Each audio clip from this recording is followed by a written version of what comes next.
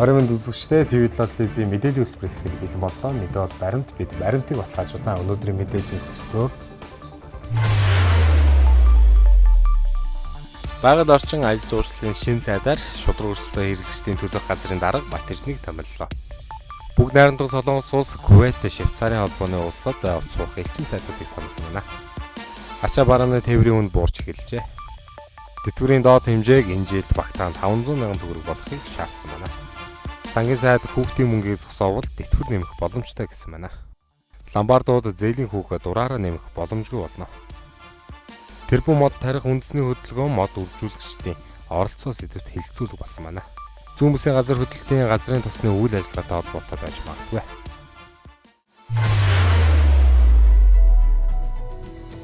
Монгол Улсын ерөнхий сайдын шийдвэрээр байгаль орчин ажил жуулчлалын сайд урт насан үүрэгт ажилласаа чөлөөлөгдөд нэг хонж байна.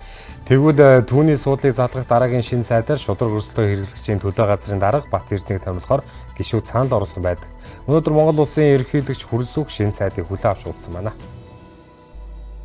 Улаанбаатарын утааны асуудлаас болж иргэдийн хүчтэй шүүмжлэлтэд нүүр тулсан байгаль орчин ажил жуулчлалын сайд урт насанг дэд сайд төрийн нарийн бичгийн дарга нарын хамт үүрэгт ажилласан чөлөөлж мөн нийслэлийн холбогдох хоёр удирдах албан тушаалтан сүүлэнд нь шаруулж ажиллаа өгсөн дуулаанаар шөнө 7 хоног эхэлсэн. Тэгвэл ерөнхий сайд ажлын хариуцлага алдаж шудраг ёсыг уландаа гიშгэж чихнээс нь хонх уйсан хэнэгч болов үүрэгт ажилласан чөлөөлөх ингэхдээ багаар нь буулгах тактикийг шөнө онд хэрэгжүүлж ажиллахаар болжээ. За төрийн албаны эхний цэвэрлэгээ байгаль орчин ажил жуулчлалыг яамнаас эхлэж байна. Өнөөдөр тус яамны шин сайдаар шудраг өрсөлдөөн хэрэглэгчийн төлөөх газрын дарга Батэрднийг томилж төрийн нарийн бичгийн даргын үүргийг төр орлон гүйцэтгэгчээр тус яамны уур амьсгалын өөрчлөлтийн газрын дарга Инх Батыг томиллоо. Монгол Улсын ерөнхий сайд оюун эрдэнэ Монгол Улсын засгийн газрын гишүүн байгаль орчин ажил жуулчлалын сайдад нэр дэвшигч Бат улсын Батэрднийг Монгол Улсын ерөнхийлөгч Хүрэлцэхэд танилцууллаа.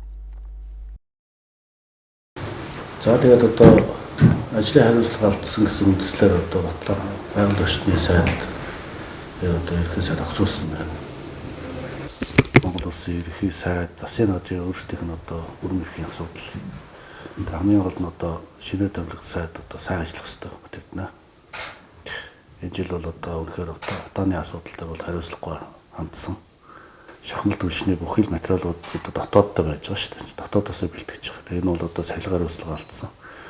Хянаж шалгаагүй ийм одоо эдийн шалтгаанууд байгаа. Тийм учраас одоо байгаль орчин сайд шинээр томилогдоод энэ байгаль орчинтой экосистемийг хамгаалах нэг ялангуяа Улаанбаатар хотын утааны энэ нөхцөл байдлыг сайжруулах чиглэлд их анхаарч ажиллах хэрэгтэй. За дээр нь одоо байгаль орчныг хамгаалах чиглэлд их анхаарч ажиллах хэрэгтэй. Нийт газар нутгийн чи одоо 70 гаруй хувь нь одоо цөлжилтөнд нэрвэгдсэн.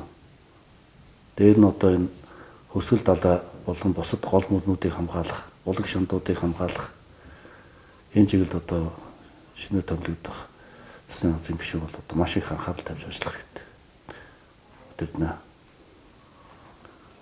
Тэгээд амжилт хүсье.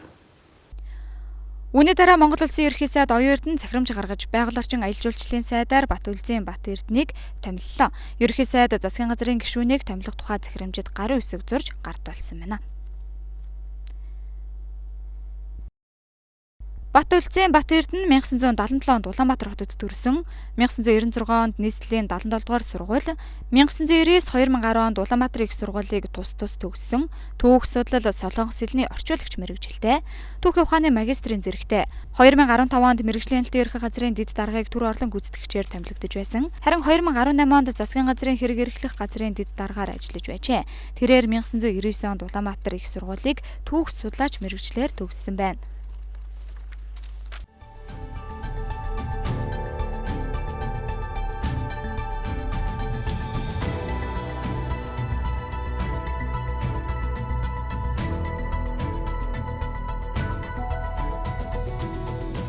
Шинэ сайд ажиллаа авсан эхний өдрөөс эхлэн Улаанбаатарчуудын шүдний өвчин болоод байгаа агаарын бохирдлыг бууруулах ажилд ханцуу шүүн орхоо мэдэгдэж байгаа бол цаашлаад хууль бус газар олголт байгаль хамгааллын чиглэлд онцгойлон анхаарч ажиллахаа мэдэгдлээ.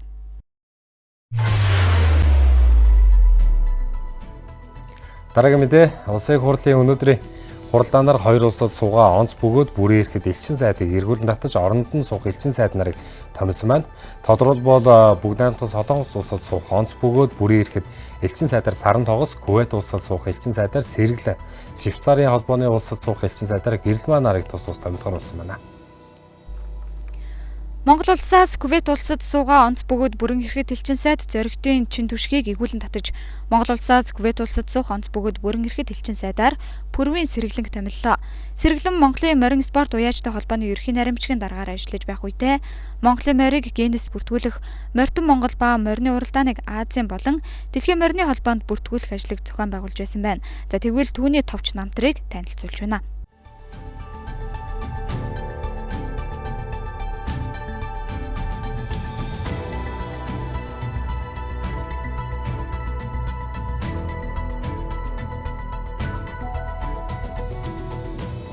Авилгатай тэмцэх газарт мэдүүлсэн түүний хөрөнгө оруулалтын мэдүүлгийг танилцуулъя. Пүрвийн Сэргэлэн хувийн орлого нь 59.5 сая төгрөг, гэр бүлийн орлого 108 сая хэмээн 2016 онд мэдүүлж байжээ. Мөн тэрээр 790 сая төгрөгөөр үнэлэгдэх нийтийн 2 орон сууцтай, үйлчилгээний зориулалттай 2 офистай бол 1 өвөлжөө, хаваржаа, хүлэмжтэй гэж мэдүүлсэн байна.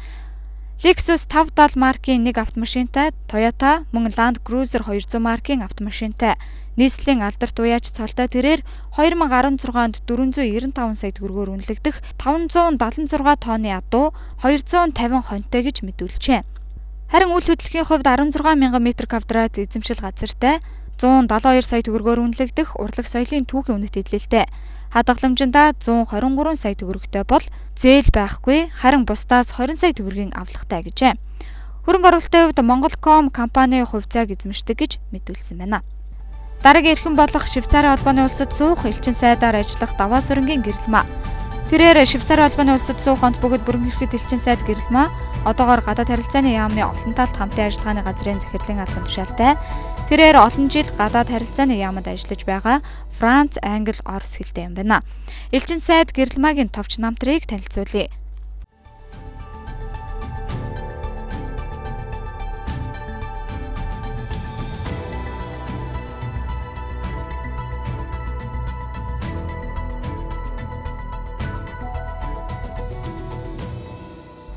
Авилгатай тэмцэх газарт түүний мэдүүлсэн хөрөнгө оруулалтын мэдүүлгийг танилцуулж байна. 31.7 сая төгрөгөөр үнэлэгдэх хувийн орлоготой, гэр бүлийн орлого 227 сая төгрөг гэж 2020 онд мэдүүлжээ. 4 орон сууцтай Lexus RX 350 маркийн 1 автомашинтай, Toyota Land Cruiser 200 маркийн автомашинтай, 917.4 сая төгрөгөөр үнэлэгдэх мөнгө хадгаламжтай, Эрдэнэс 5 толгой компани 2144 ширхэг хувьцаа эзэмшдэг. Харин бусдаас авлаггүй, бусдад 56 сая төгрөгийн зээлтэй юм байна. Дараагийн эрхэм болох Эрдэнэ цогтын Саран тогос. Монгол улсаас бүгд найрамдах Солонгос улсад суугаа онц бөгөөд бүрэн эрхэд элчин сайд Намсран Эрдэнэ туяаг игүүлэн татаж, Монгол улсаас бүгд найрамдах Солонгос улсад суух онц бөгөөд бүрэн эрхэд элчин сайдаар түүнийг томилж байна. Бүгд найрамдах Солонгос улсад элчин сайдад нэр дэвшсэн Саран тогос нь 2017 оноос гадаад харилцааны яамны Аз номхон далайн орнуудын газрын дараагаар ажиллаж, Япон, Орос, Англи хэлний мэдлэгтэй. Тэрээр 1997 онд гадаад харилцааны яамд ажилласнаас хойш ихэвчлэн Монгол-Японы харилцааны асуудлыг хариуцжээ. Токиод дахь элчин сайдын яамд 7 жил ажиллаж, соёл, боловсрол, хүмүүнлэгийн асуудал хариуцсан 3 дугаар наримчгийн дараагаар ажиллаж байсан байна. Тэгвэл шинээр томилогдож байгаа элчин сайд Саран тогосын товч намтартай танилцъя.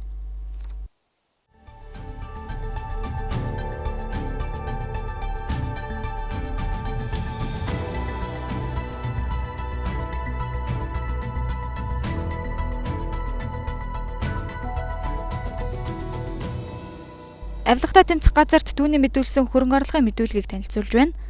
33.8 сая төгрөгийн хувийн орлоготой, гэр бүлийн орлого 59 сая хэмээн 2020 онд мэдүүлж байжээ. Мөн 2020 онд 300 сая төгрөгөөр үнэлэгдэх орон сууцтай гэж мэдүүлж байсан байна. Суудлын жижиг автомашин Toyota Crown маркийн тээврийн хэрэгсэлтэй. Хадгаламжиндаа 13.6 сая төгрөгтэй. Ийхүү улсын хурлын намрын чуулганы сүүлийн өдрийн хуралдаанаар Кувейт улсад суугаа онц бөгөөд бүрэн эрхт элчин сайд зоригтын чин түшгийг өгүүлэн татаж Монгол улсаас Кувейт улсад суугаа онц бөгөөд бүрэн эрхт элчин сайдаар пүрвийн сэргэлэнгийг харин Монгол улсаас бүгд найрамдах Солон улсад суугаа онц бөгөөд бүрэн эрхт элчин сайд Намсран Эрдэнэ туяаг өгүүлэн татаж оронд нь Эрдэнэ цогтын саран тогсыг томилж байгаа бол харин Швейцарын холбооны улсад суух онц бөгөөд бүрэн эрхт элчин сайдаар даваа сүрэнгийн гэрэл маг тус томилохоор шийдвэрлэлээ.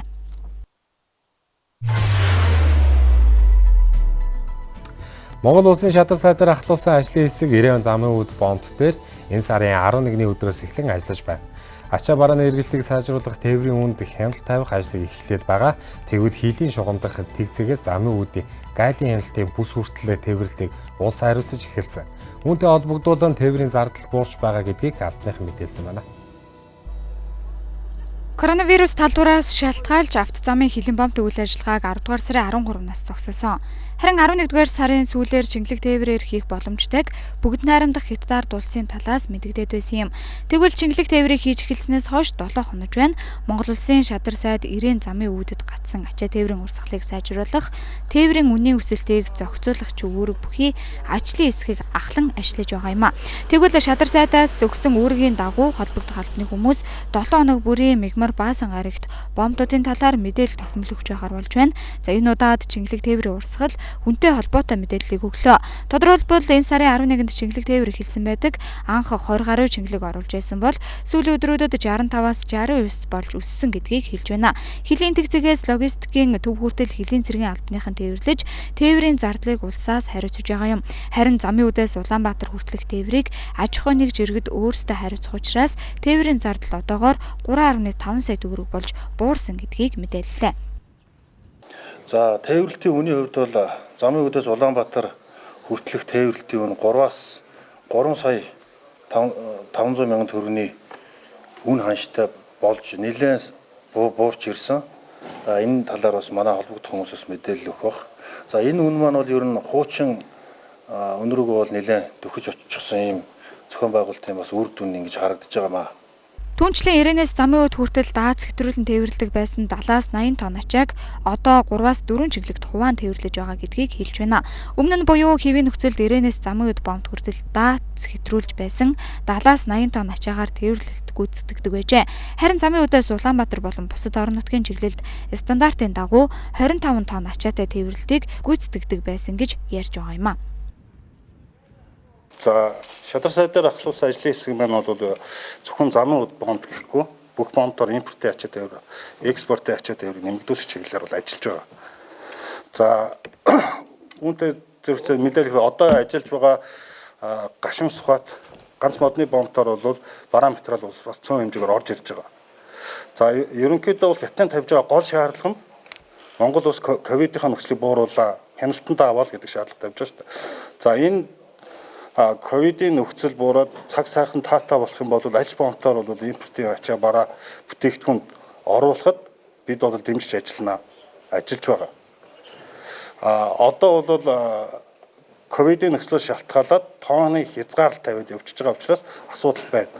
За ер нь бол хүний хавьтал үүсэхгүйгээр ихэнх бомбуудын чиглэл бол шингэлийн тээвэрлэлтэнд бол шилжсэн. Тухайлбал одоо ханги мандлын бомбд бол задгаа твштэй машинаар экспортын тээвэр гүйцэтгэдэг байсан бол энэ оны 1 сарын 3-наас эхлээд шингэлгээр тээвэрлэлтэй эхэлсэн байна.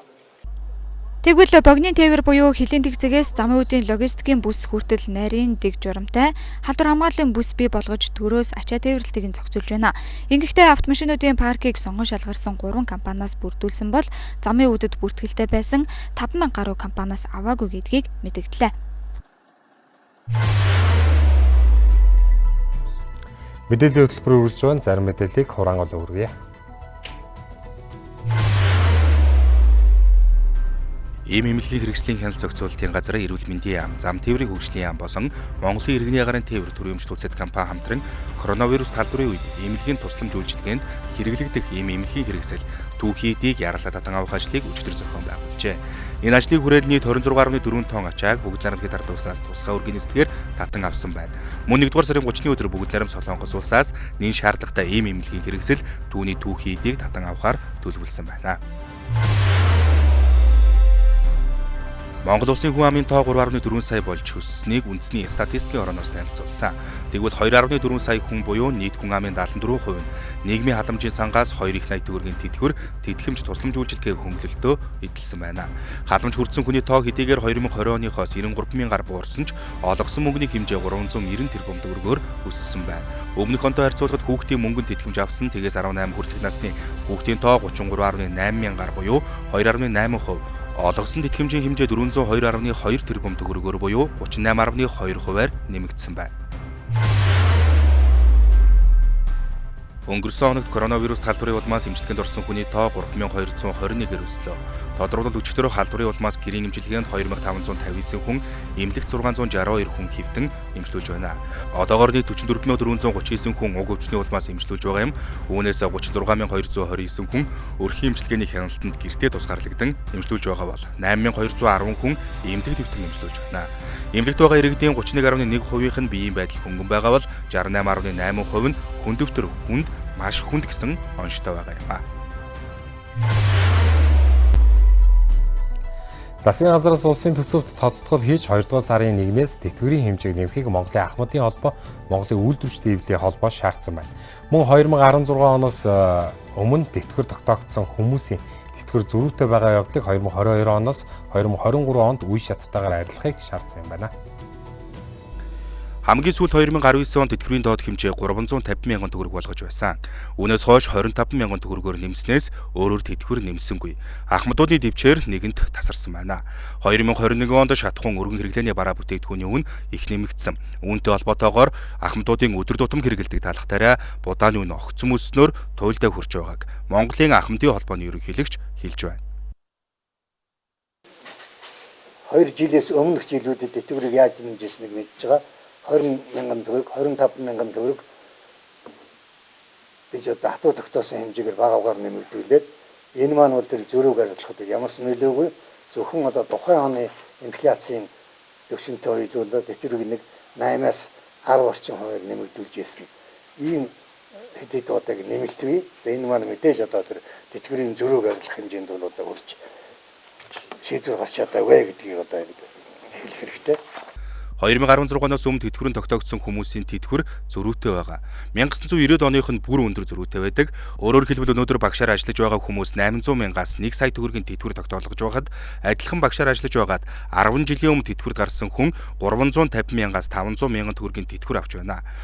Үүн шиг Ахмадуудыг ноцтой хэлбэгдүүлж байгаа асуудал байхгүй гэдгийг Ахмадын холбооноос хэлж байна.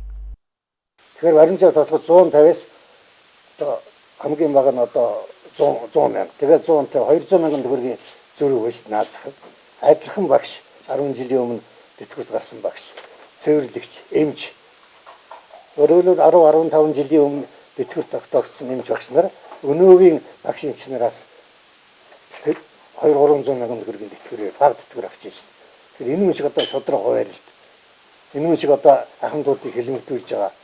Ийм одоо ноцтой хэлмэгдүүлж байгаа асуудал юу нэ? Байна уу?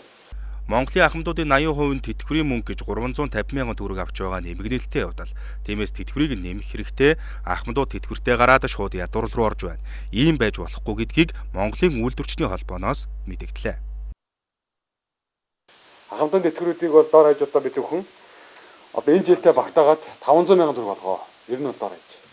350 мянган төгрөг гэдэг одоо энэ 3 жилийн өмнө авч ирсэн тэтгэвртэй хүн бол өнөөдөр бол яг бодитоор бол 200 мянган төгрөг тэтгэвэр авч байгаа гэсэн үг. Энэ үн инфляцид өргөн хэрэглээний бараа бүтээгдэхүүн 20 буюу түүнээс дэш хэмжээгээр өссөн. А нийт цагс бүтээгдэхүүн 13% өсчээд байна. Тийм учраас цаашдаа бидний нийгмийн даатгалын хуулийн дээр ч гэсэн тэтгэвртэй гараад шууд ядуур руу ордог биш. Үр хөвгтөө зовоодог биш. Одоо өнөөдөр хэвлэл мэдээлэл үзэж байгаа олон манай хүмүүс мэдж байгаа. Аав ээж нь тэтгэвртэй гарангуудаа шууд ядуур руу ордог. 350 мянган төгрөг өнөөдөр яг үнийг хэлэхэд олигтойхон өдрийн хоолны мөнгө шүү дээ манай. Одоо манай тэр хүнтунгуудын томчуудын. Тэгээ өдрийн хоолны мөнгөөр Ахмадуудаа өгчид өнөөдөр одоо хөгжил дэвшил бүтээн байгуулалт ийм ярих нь бол ерөөсөө утгагүй. Тийм учраас бол одоо өнөөдөр ковидын нөхцөл байдал бол хамгийн хүнд энэ тариа эргэлж байгаа хүмүүс Ахмадууд байгаа. Өнөөдөр ширхэг эмний үн хэд болов? Ширхэг хил мах хэд болов? Өнөөдөр өргөн хэрэглээний 22 төрлийн бүтээгдэхүүн. Ахмадууд бол ерөөсөө 22 төрлийн бараа бүтээгдэхүүн л эргэлддэг. Мах гурил, талх төмс. Өчтөрхөн уужртхан одоо талх 100 төгрөгөөр нэмэгчлээ. 200 төгрөөр нэмэгдчихлээ. Гэтэл ахмадуудын маань тэтгэврийн байх байдгаараа байна. Тийм учраас Монголын үйлдвэрчний эвлэлийн холбооны ажил хөдөлмөрөөр хийж байгаа шударга хөдөлмөрөөр өөрсдөө өндөөс ахмадынхаа тэтгэврийг сар шинийн өмнө бол одоо би тодорхой юм хэмжээний одоо шийдэл гарах байхаа гэж би найдаж байна. 2022 оны улсын төсөвт тэтгэвэр нэмэх тухай суулгаагүй нь ийхүү ахмадуудыг засгийн газар чаарлах хургуулахад хүргэжээ. Нэг үгээр хөгжлийн төвчээр тасарсан байна. Улмаар улсын төсөв тодотгол хийж 2 дугаар сарын 1-ээс тэтгэврийн хэмжээг үе шаттаагаар нэмэгдүүлж 500 мянган төгрөг хүргэхийг хүсэж байна. Монголын ахмадын холбоо болон Монголын үйлдвэрчний эвлэлийн холбоо нь ахмад насны тэтгэврийн зөрүүг арилгах, тэтгэврийн хэмжээг нэмэгдүүлэх тухай шаардлага Монгол улсын ерөнхий сайд Оюун Эрдэнэ, сангийн сайд Жавхлан нарт хаягдсан юм а.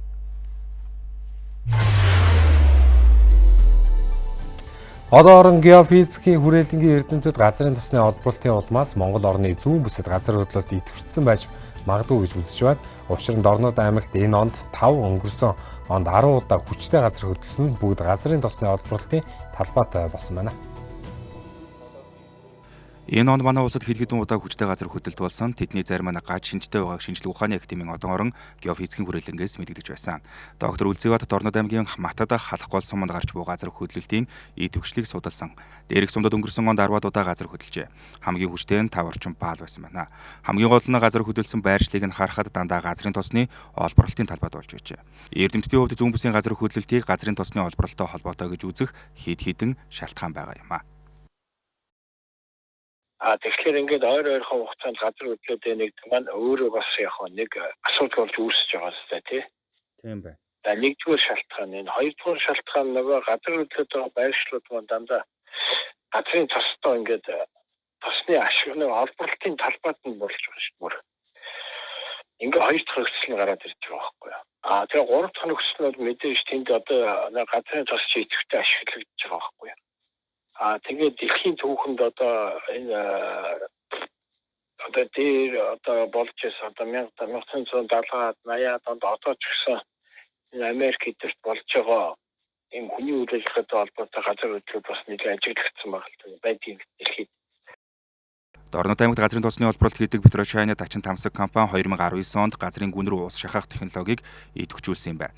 Тус технологийн шахсуусаар газрын тосыг дээш нь хөөрөгдөж гаргадаг. Ингээд доош шахсан ус газрын гүн рүү нэвчиж хагарал руу орсон байх магадлалтай. Хэрвээ тэгсэн бол газрын гүнд нүх сүвийн даралт үүсч улмаар газрын хагарал хөдөлгөөнд орж газар хөдлөлт үүсдэг юм байна. Газрын тосыг ингэж ашигладаг юм байна. Одоо чи газрын доошоо километрийн гүнд ус шахдаг байхгүй айгүй хүчтэй ус. Тэр ус одоо хими бодсон шахангууд нөгөө энэ доор байдаг өөрийнх нь амт цавууд нь тэглээ тэрүүгээр нөгөө тосон дээшөө гэж гардаг юм байна. За.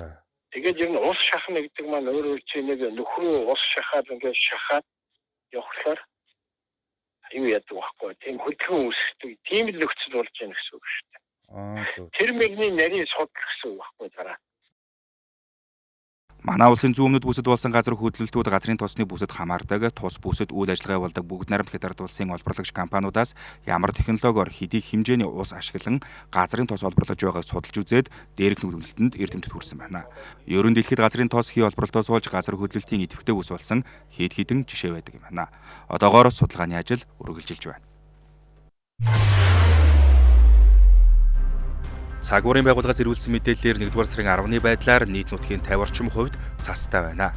Үүнээс Алтай, Ханга, Хинти, Хөвсгөлийн өндөрлөг, Хан хөхийн нуруу, Харихраа түргэний улс, Тамсгийн хоолоогоор 20.1 см-ээс их, Увсын малчинд 24 см, Баян үлгийн сагсай, Увсын хяргас 100 говь, Баруун Турун, Хөвсгөлийн Эренчинлөв, Сэлэнгийн хүдэр ерөөд 11-ээс 20 см цасан бүрхүүл тогтсон байна.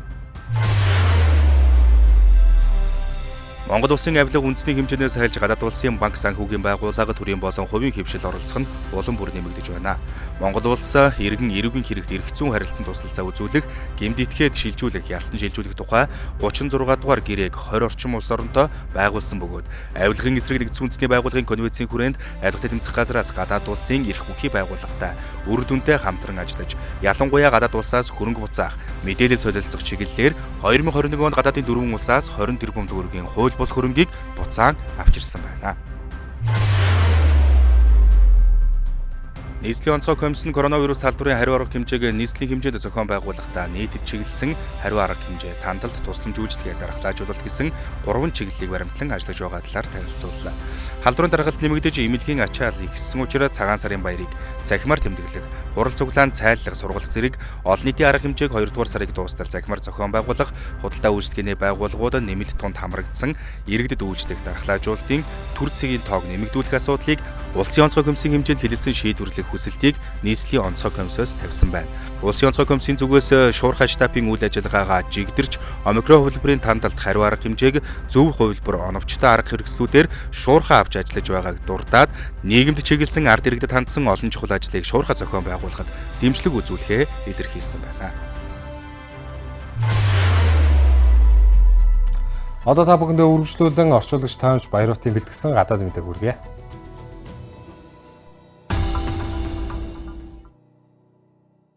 За үзэгчдээ орой минь төргий.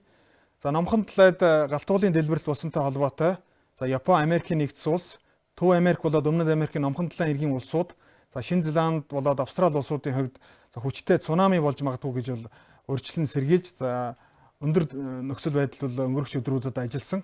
За ард иргэдээ энэхүү хүчтэй цунами болж магадгүй гэсэн эрсдэл анхааруулгыг өгч нүүлгэн шилжүүлэх арга хэмжээ болцсошгүй нөхцөл үүсвэл хийх талаар бол энэхүү улсын төр засгууд энэ зүгээс бол ажилласан. За харин энэхүү цунамид хамгийн ихээр өртсөн улс нь бол Тонго улс боллоо. За учир нь Тонго гэх чинь ардын жижиг улсын хувьд энэхүү галтуулын дэлбэрэлт болсон газраас ердөө 70 орчим километрийн зайтай оршдог юм. За энэхүү үйл явдалтай холбоотой маш их хэмжээний үнс норм болж үзэгдэх орчин харагдахгүй болж байгаа. За үүнтэй холбоотой энэ хиймэл дагуулын сүлжээ бол ажиллахгүй байна. За түүнээс гадна ундны усны бохирдол үүссэн. За иргэд бол ундны усны хомсдолтой нүрсэн байна. За сүүлийн 2 өдөр бол интернетийн сухамжуулжээ тасарсантай холбоотой нөхцөл байдал газар дээр ямар байгаа талаар бол олон улсын хэвлэл мэдээллийн хэрэгслүүд бол мэдээлэл авч чадахгүй байгаа юм. За Шинэ Зеланд улс бол одоо энэхүү Тонготой эдийн засгийн салбарт бол ихээхэн хамтын ажиллагаатай. За ялангуяа Жимс Симсгэн хүнсний бүтээгдэхүүн ихээр авдаг учраас Тонгод туслахаар бол өөрийн бага илгээсэн. За олон улсын улаан загалмай нийгэмлэг тэргүүтэй бас байгууллагуудын зүгээс бол энэхүү Тонгод болж байгаа нөхцөл байдалтай туслахаар бол одоо уриалга гарган ажиллаж байгаа юм. Тэгэхээр одоогоор яг хичнээн хүн одоо амь насаа энэхүү үйл явдалтай холбоотой алдсан талаар бол тодорхой мэдээлэл алга. За 50 настай Их Британий нэгэн эмэгтэй бол өөрийн тэжээдэг нохойнуудаа энэхүү цунамийн одоо нөхцөл байдлаас аюулгүй байдалд хангахын тулд одоо өөрөө золгүй байдлаар бол амиа насаа алдсан гэдэг мэдээллийг бол BBC бол өнөөдөр өгсөн байна. Тэгэхээр энэ улсад болж байгаа үйл явдалтай холбоотой дараагийн мэдээг үзэгч та бүхэндээ дараагийн мэдээллийн хөтөлбөрөөр хүргэх болно. За өчигдөр Бүгд найрамдах Хятад улсын үндэсний статистикийн газраас 2021 онд Бүгд найрамдах Хятад улсын дотоодын нийт бүтээгдэхүүний өсөлтийн талаарх мэдээллийг хүргэсэн байна. За 2021-ний 1-р хагаст 18.3% бол дотоодын нийт бүтээгдэхүүн өссөн. За 2-р хагаст 7.9%, 3-р хагаст 4.9%. За сүүлийн хагаст бол 4% өссөн гэдгийг тус статистикийн газрын мэдээлэлд дурдсан байна. За 2020 онтой харьцуулбал 2021 оны тус улсын дотоодын нийт бүтээгдэхүүний өсөлт 8.1%-тай гарсан байна. За түүнээс гадна энэ улсын эдийн засгийн өсөлт бол өнгөрөх одоо хугацаанд бол саарч байгаа нь бол энэхүү тайлан мэдээнээс харагдсан. За учир нь тус улсад энэ цар тахлын хүнд нөхцөл байдлаас одоо хатуу хөл хорой тогтоож байгаа. За мөн дотоод нь эрчим хүч болоод тээвэр логистик, за үйлдвэрлэлийн салбарт доголдол хүндрэл одоо үүссэнтэй холбоотой эдийн засгийн өсөлт бол саарч байгаа гэдгийг Хятадын эдийн засгийн судлаачид онцлсан байна. За Сербийн алдар теннисчин Новак Джокович за энэ оны Австралийн нээлттэй тэмцээнд бол оролцож чадхааргүй болсон. За 1-р сарын 16-нд Австралийн шүүхээс за тус улсын цагаачлалын асуудал хариуцсан сайдын түүний визийг хүчингүй болгосон асуудал дээр хэлэлцэж за сайдын одоо шийдвэрийг бол хэвээр хадгалах шийдвэр гаргасан байна. Тэгэхээр энэ оны 1-р сарын 5-ны өдөр Сербийн алдар теннисчин Новак Джокович за Австралийн Мельбурн хотод бол энэхүү тэмцээнд оролцох бэлтгэл хангахаар бол очсон. За гэвч бол Австралийн хилийн албанаас бол түүнийг цар тахлын эсрэг вакцинд хамрагдаагүй гэдэг үндслээр бол хилээр нэвтрүүлээгүй. Ингээд цагаачлалын асуудал хариуцсан эрх үүргийн байгууллагаас түүний визийг бол хүчингүй болгосон юм. За тэгээд бол энэхүү хүчингүй болгосон асуудлаар тэрээр шүүхэд гомдол гаргасан. Ингээд Австралийн тойргийн шүүх Джоковичийн талд бол шийдвэр гаргасан. Учир нь Австралийн эрх үүргийн байгууллагаас түүний өмгөөлөгчтэй уулзах, за Австралийн нээлттэй тэмцээнийг зохион байгуулагч талтай бол түүнийг одоо энэхүү асуудлаа тайлбарлах боломж олгоогүй гэдэг үндснээс Жоковичийн та шийдвэр гаргасан. За гэвч 1-р сарын 14-ний өдөр Австралийн цагаан ажлын асуудал хариуцсан сайд бол за нийтийн эрх ашигыг хамгаалах эрүүл мэндийн дэг журмыг мөрдөх, за хуулийн хүрээнд за өөрийн бүрийн эрхийнхээ хугацаанд бол түүний визийг бол дахин хүчингүй болгосон юм. Тэгэхээр энэ асуудлаар бол одоо 2 хоногийн өмнө Австралийн их хуулийн байгууллага шүүхээс бол энэхүү шийдвэр гаргасан. За Австралийн ерөнхий сайд бол энэхүү төр засгийн шийдвэртэй сэтгэл хангалуун байгааг бол дурдсан бол теннисчний хувьд бол шүүхийн шийдвэрийг бол хүлээн одоо хүндэтгэж байна. За харин одоо энэхүү одоо тэмцээнд оролцож чадаагүй болсонтой харамсалтай байна гэдгийг мэдээлсэн. За теннисчний хувьд бол 9 удаа энэхүү одоо эрэгтэйчүүдийн ганцаарчлан төрөл бол одоо аваргалаад байгаа юм. Тэгэхээр бол энэ удаа бол одоо 10 дахь удаага одоо ялагч болохоор бол энэ Австралиг бол зорьсон. За Австралийн нээлттэй тэмцээнд дэлхийд одоо шагналын сан болоод нэр хүн дээр бол өндөр. За энэ тэмцээний одоо энэ оны одоо эрэгтэйчүүдийн ганцаарчлан төрлийн ялагч гэхэд бол 4 сая 400 мянган австрал доллар буюу Монгол мөнгөөр бол 9 тэрбум орчим төгрөгийн одоо шагнал хүртэхээр бол юм байгаа юм аа. За бүгд найрамд хятад орд улсын Бээжин хотод цар тахлын омикрон шинэ хувилбарын анхны тохиолдол бол өнгөрөх амралтын өдөрт бүртгэгдсэнтэй холбоотой тус улсын төр засаг болоод Бээжингийн удирдлагаас бол энэхүү цар тахлын одоо шинэ хувилбарыг цааш нь тархахгүй байхын тулд идэвх жармаалтай бол ажиллаж байна. Тэгэхээр өндөр хатуу хяналтын дор одоо цар тахлын омикрон хувилбарын анхны болоод дам хавьдагчдаас бол шинжилгээ авч энэ одоо цар тахлыг цааш нь тараахгүй байхаар ажиллаж байгаа. За учир нь бол Бээжингийн олимпиад одоо хэдхэн хоногийн дараа болохоор төлөвлөгөөд байна. За мөн одоо Хятадын үндэсний баяр одоо мөн хэдхэн хоногийн дараа мөн одоо болох гэж байгаа. За ийм учраас энэ цар тахлыг цааш нь дэгдээхгүй байхын тулд олимпийн одоо зохион байгуулагч хороо за олон улсын олимпийн хороотой хамтарсан баг бол өчигдрөөс эхлээд шинэ мэдээлэл гаргасан. За ингээ Бээжингийн олимпийн билетийг бол одоо цааш нь бол цаашдаа бол худалдахгүй болохоор шийдвэр гаргасан байна. Тэгэхээр цөөн одоо үзэгчдийн хүрээнд бол одоо үзэгчдийг бол биеэр энэ олимпийн наадмыг үзэхээр бол энэ билет бол худалдаад байсан. За энэхүү үзэгчдийг олимпийн наадам эхлэхээс тодорхой хугацааны дараа бол одоо карантинлэгдэнэ. За мөн тамирчдад одоо халдвар тараахгүй, за мөн тамирчдыг болоод энэхүү цөөн тооны одоо үзэгчдийг өндөр хамгаалтын төвшөнд одоо олимпийн наадмыг зохион байгуулах хугацаанд болоод өмнө энэхүү карантинлж за энэхүү олимпийн наадмыг зохион байгуулах талаар өчигдөр тус хамтарсан комисс бол мэдээлэл хийсэн байна. За ингээ үзэгч та бүхэндээ гадаад мэдээг сонирх үзсэн явдал баярлалаа.